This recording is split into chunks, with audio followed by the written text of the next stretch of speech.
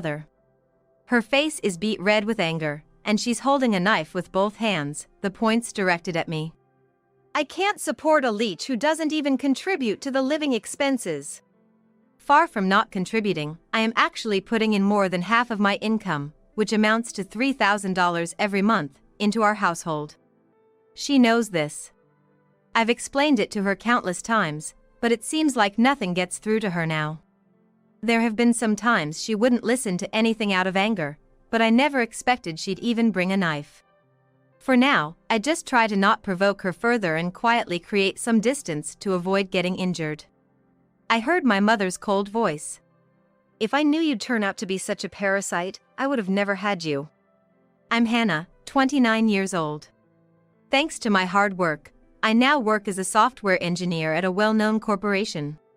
My decision to pursue this career was influenced by my dad. He's always loved tinkering with computers. He was fascinated with machines since he was a kid, and he was thrilled the first time he saw a computer. I was excited back then, but the latest computers are amazing. Look, this one is so thin yet the screen is so clear. He'd say with a smile. And he used to take me to electronics stores. He would show me the latest computer models, pointing out their features. Seeing my dad so happy working with computers sparked my own interest. Although he was usually quiet, he would teach me all about them when it came to computers. Eventually, I realized I was better at using computers than most people my age, and I wanted to learn more deeply, leading me to major in engineering in college. When job hunting, I chose a career related to computers without hesitation. I successfully landed a job as a software engineer at my current company. Most of my work is remote, and I've enjoyed it, managing to achieve a lot compared to my peers. The times I'd go home and talk about work with my dad were some of the best. Then, one day, my dad collapsed. I got a call from Mom and rushed to the hospital. Is Dad okay? He suddenly fell over, and I called an ambulance right away. They ran tests as soon as we arrived at the hospital and said it's subarachnoid hemorrhage. He needs urgent surgery, and he's in the operating room now. What are we going to do about our life from now on? Oh, Dad. I waited, praying for his safety. A few hours later, the doctor came to update us on my dad's condition. The surgery was successful, but there might be some lasting effects on his arms and legs. The most important thing was that he was alive. That gave me some peace of mind. My mom said beside me, "What about work? I wonder if he'll be able to work again. I'm worried. If we lose our income source, how am I supposed to live?" My mom was concerned about her own future. She's always been like this. She always thinks of herself first, before the family. Seeing her like this made me sad all over again. I visited a few times while my dad was hospitalized, and just as the doctor said, he seemed to have trouble moving his arms and legs. He's been working hard on his rehabilitation before discharge, but it was clear he would have some disabilities. During his stay, my mom would bring only the bare minimum necessities and leave quickly. Considering the commute to his job would be too much for him in his condition, and realizing he couldn't continue working, my dad had no choice but to resign. Since he would need care and couldn't live alone, I had discussed it with my mom. It's gonna be hard for Dad to live alone with his condition, so I hope you can help him out. But I wasn't really expecting an answer to begin with. I've got my hands full too, and I can't be bothered with taking care of him. Mom snapped back instantly. I was disheartened. Mom was never the type to put family first, even when I was little. She always put herself above everyone else. However, I believed she had some love for Dad and thought she'd reach out to help him now that he was in this condition. But she refused my request for care as well. Yeah, I get it. Then I'll just move back in and take care of Dad myself. That would really help me out. When can you start living here? Since my job was basically remote, I figured I could balance work and caregiving as long as I had a laptop and could conduct online meetings. I knew it'd be a tough life balancing work and caregiving, but for my beloved father, I decided to move back in with my parents. The day I moved back home, while packing up, Mom said to me, "For breakfast, make sure we can eat by 7 a.m. It'd be good to have eggs and salad, considering health. And keep the trash in small bags to avoid smells. Oh, and burnable trash goes out on Mondays and Thursdays, so make sure to take it out. And remember, cleaning is a daily task." I'm so glad you're back. Mom had said she'd take care of herself when I moved back, but suddenly, she started dumping all the housework on me. Yet, for all her demands, I noticed the house was a mess. It seemed she hadn't been doing much cleaning herself. As expected, I ended up doing all the chores while Mom did nothing. In fact, she was hardly ever home, living her life as she pleased.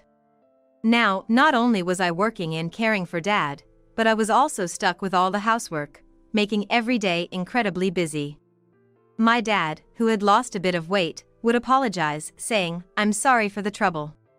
You have work too," but I just smiled and shook my head. "Don't apologize. It's not your fault. I'm happy I came back home. I enjoy our talks." When I told him that, my dad seemed a bit relieved. Caring for Dad wasn't too hard since he wasn't bedridden or unable to eat by himself. It was more about lending a hand with daily activities, which wasn't as difficult as I feared, and I cherished spending a lot of time with him like when I was a child. Meanwhile, Mom, who did nothing, was always complaining.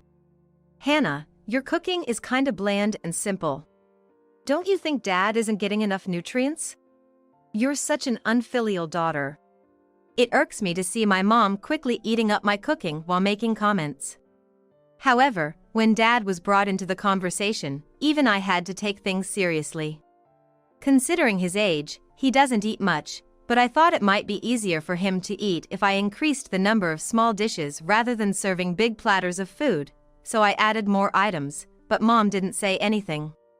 Instead, a few days later, she said, "Lately, there's just too much food. Dad and I are old, we can't eat all this. Don't you know how to save money, even though you've been living on your own?" I couldn't help but retort when she said that, all the while finishing off her meal completely. "It was your idea to increase the number of dishes. I did it so Dad would have a variety and not get tired of the food." Then Mom visibly sighed and stood up from the table. "What's with that tone? It's like you're saying you only did it because I complained. How ungrateful. Unbelievable. It's because of your attitude, always taking things the wrong way, that you're still unmarried." Mom, clearly angry, stomped off towards the couch in front of the TV. She left the dishes on the table. She plopped down on the sofa roughly and just looked at me before shouting, "Coffee." While I was clearing the table, thinking who would even bother preparing it for her, she threw a cushion at me. "Hey, hurry up and make the coffee. You're almost always at home, not even working. You talk about taking care of Dad, but are you just after his pension? And yet you can't even manage the household properly? How ridiculous. We've been over this a million times. I've switched to working from home. When I'm in my room, I'm either in meetings or getting work done." No matter how I explained, Mom refused to understand the concept of working from home. In her eyes, I returned home under the guise of caregiving, without contributing financially, making me an unfilial child. I'm the one actually caring for Dad, yet she thinks I'm using his pension for myself. In reality, I'm the one taking care of Dad, earning for my parents' living expenses, and managing the household chores, all by myself. I've been put through Mom's whims since I was little, but I've reached my limit. I feel bad for Dad, but I can't live with the three of us under the same roof. A few days after making this decision, I accompanied Dad to his physiotherapy. He's motivated, and while dramatic improvements are unlikely, at least he's preventing any decline. As we returned home, promising to keep up the effort, I saw Mom leaving the house in a hurry with large bags. It's not unusual for her to be out or to come back from the department store with big bags, so I didn't think much of it. However, the next day, when I went to grab something from my closet, I realized all my bags and accessories were gone. "What? Why? They weren't things I wore daily, nor had I moved them, so they should have been there.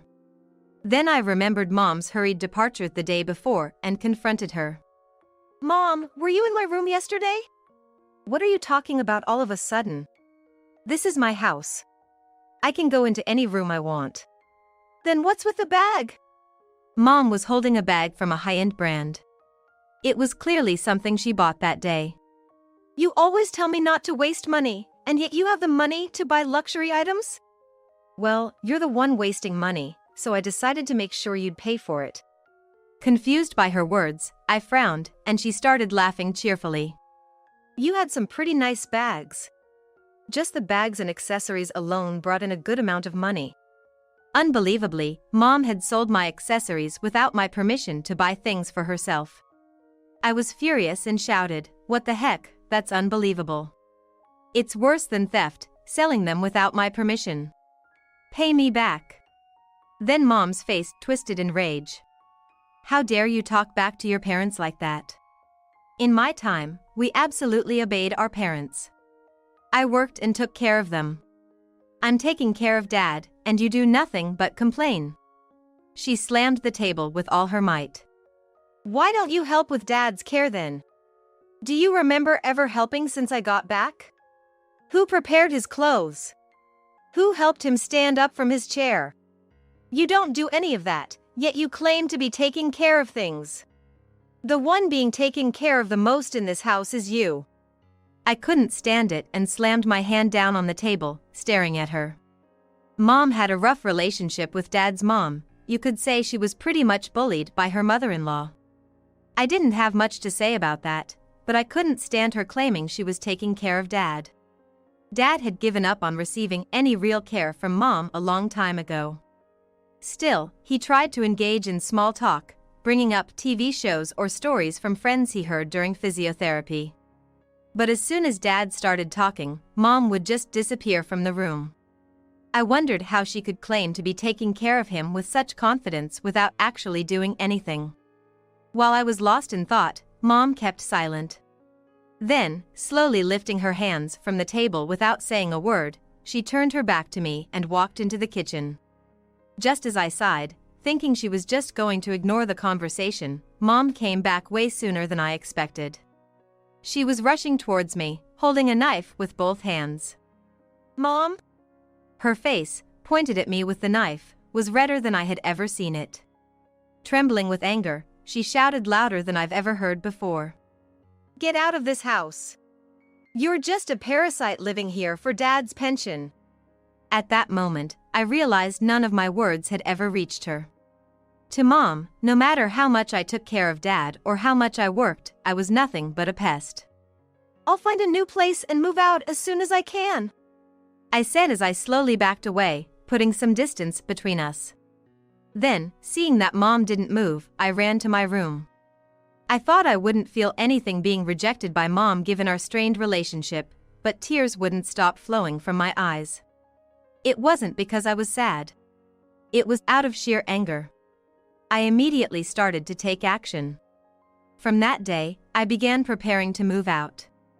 I talked to a colleague at work who knew someone in real estate, and they helped me find a new place. Whenever I had free time, I packed my belongings into boxes.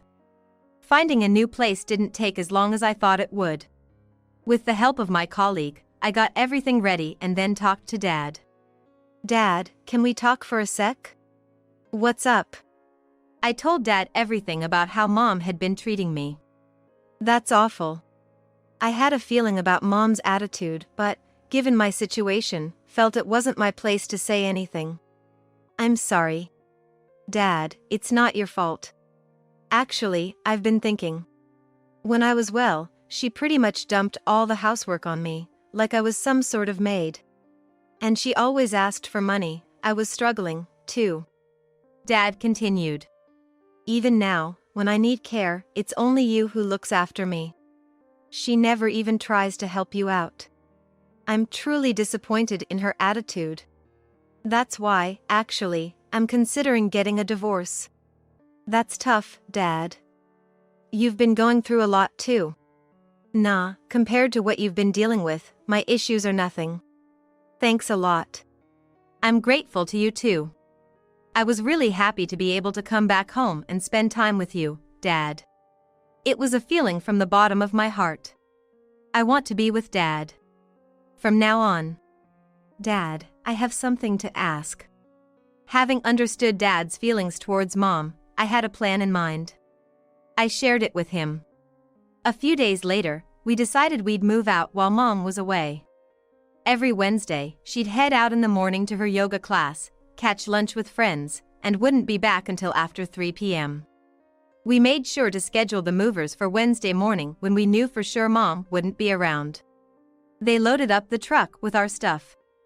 As I sat in the rented car, feeling a bit sad that this was the last of this house. I wasn't alone. Dad was with me. We both wanted to get away from Mom, so we decided to move out and live just the two of us. In the car, Dad said, "Hannah, are you sure this was the right decision? This could have been a good opportunity for you to be freed from taking care of me."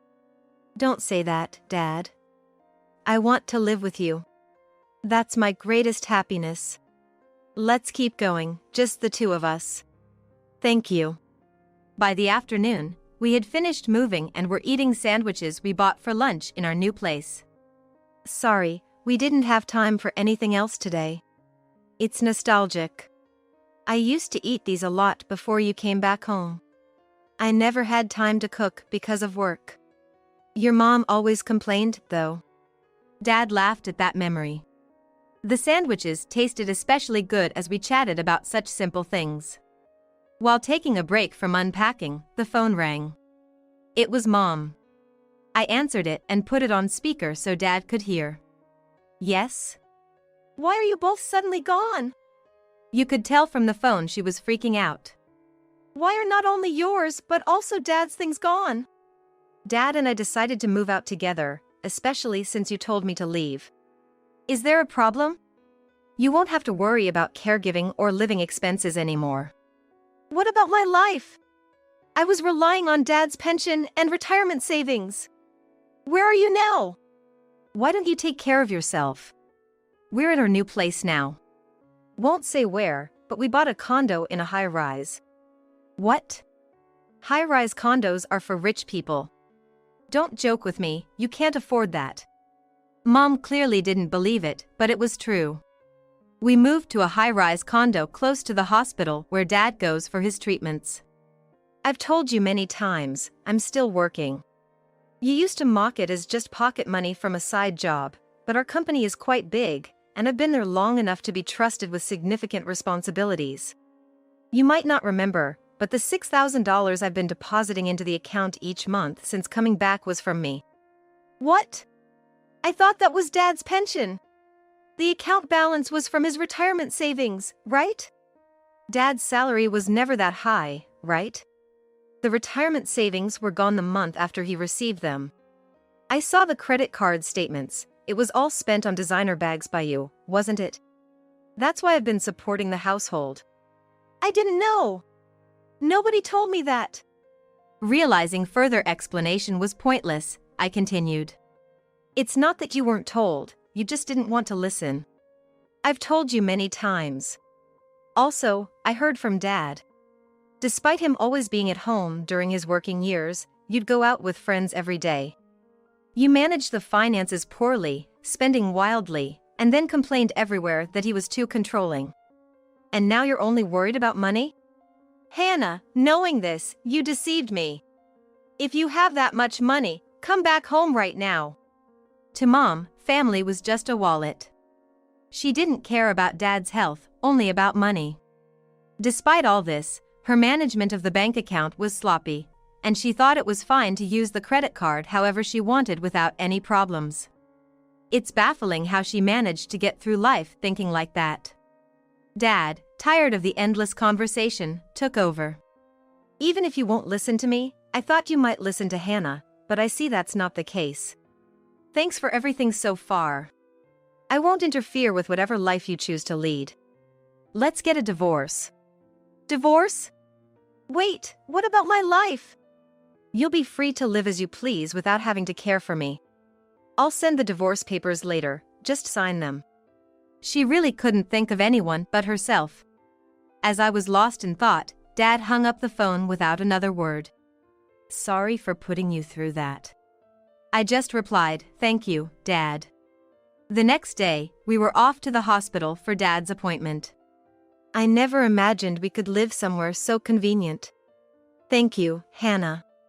I just wanted to make sure it was easy for you to live, Dad. Plus, compared to downtown high-rises, the prices here are a lot more reasonable, so it looks like we can have a more comfortable life. We left the house with that conversation. It took us about 10 minutes to get to the hospital. As the automatic doors at the hospital's entrance opened, we both gasped. Mom was sitting in a chair near the entrance. It seemed she had been waiting for us since the morning. As soon as she saw us, Mom stood up energetically as if she had been waiting just for this moment and walked towards us. "What was that call yesterday all about? I didn't hear anything about your salary or you and Dad moving out. I won't allow the two of you to live in a nice place without me." Suddenly, Mom's hand reached out towards me. She grabbed me and said, "I'm going to live in the high-rise too."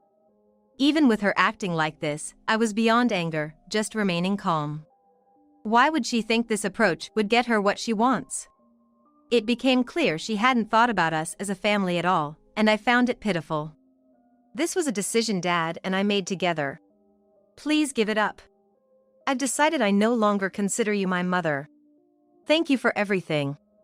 But from now on, let me live my life. I won't allow that. I don't need your permission. Now, let go of me. This is a hospital. If you keep this up, I'll call the police." Finally regaining some composure, Mom looked around for the first time. Other patients were glancing over at us. A hospital staff member, accompanied by a security guard, was walking towards us. In a panic, Mom let go of my hand.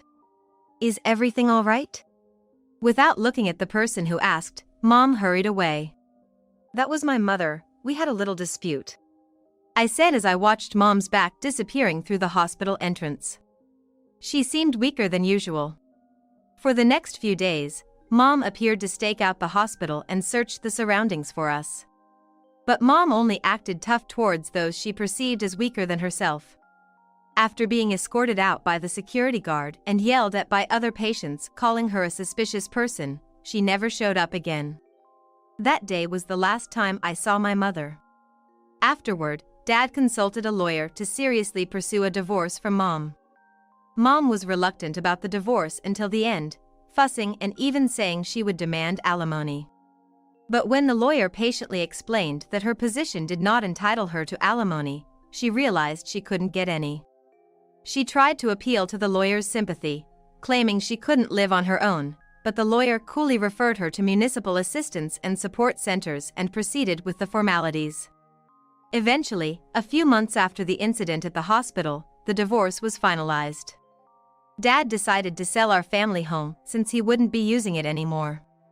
Mom was strongly against losing the house at the first time, but at the moment she learned she'd get money from the sale even after the divorce, she changed her attitude quickly. She wholeheartedly agreed, a sight so foreign it was hard to believe she was my mother. Dad and I sighed together, remarking on her greed until the very end. After selling the home, Dad and I have been enjoying a peaceful life. I kept busy with work, household chores, and caregiving, but the care services available in our new area are far more comprehensive than where our old home was, allowing me to hire a daytime helper and go into the office more frequently. Dad's condition has gradually worsened with age. And we've been troubled over the doctor's suggestion that he consider moving into a facility. Just when I was getting used to our new routine, I received a call from an unknown number. Thinking it was work-related, I answered only to hear Mom's voice. "Hannah, I've almost run out of savings." Just a few months after receiving the money from the house sale, her savings were nearly depleted. "So, give me some money, even a little. Think of it as your last act of filial piety." "I have no money left to give you. Dad and I are living happily together. Please don't disturb us anymore." "How dare you call me a disturber? To your own mother. After everything I've done for you, Giving me some money should be nothing for you, Hannah. Why do you think you're working at a good company? Pay back your mother properly. Don't contact me again. Exhausted from arguing, I hung up. Later, I blocked her number, but she kept changing her number to call back. It seems she hadn't realized at first that I was blocking her, but then learned she could reach me by using different phones. Despite continuously blocking the new numbers, the cycle didn't stop. That continued until I changed my number, finally putting an end to her calls. Later, through a mutual acquaintance, Dad heard about Mom's situation.